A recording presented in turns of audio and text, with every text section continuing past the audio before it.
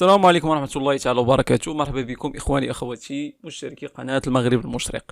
نسبق لينا ونشرنا مجموعة من المنابر الإعلامية أيضا خبر ديال اختفاء أحد الدراجين مغربيين بالصحراء أو يعني دول إفريقية. فالحمد لله اليوم قريت أحد المقالات اللي العنوان ديالها كيقول تنسيق استخباراتي مغربي نيجيري ينقذ دراجين مغربيين كانا مختفيين بإفريقيا. تمكنت الاستخبارات المغربية من إنقاذ مواطنين مغربيين من موت محقق بعدما اختطفتهما عصابة مسلحة في منطقة على الحدود بين بوركينا فاسو والنيجر، حيث نجحت في تحريرهما من عناصر مسلحة بمنطقة صحراوية على مستوى الحدود بين بوركينا فاسو والنيجر.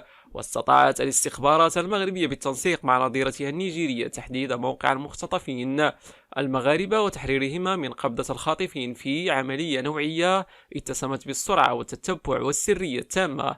وحاليا يتلقون العلاجات الأولية ليتم نقلهم بعد ذلك إلى أرض الوطن، حسب ما نشره الصحفي المغربي محمد الفنيش على صفحته الشخصية بالفيسبوك.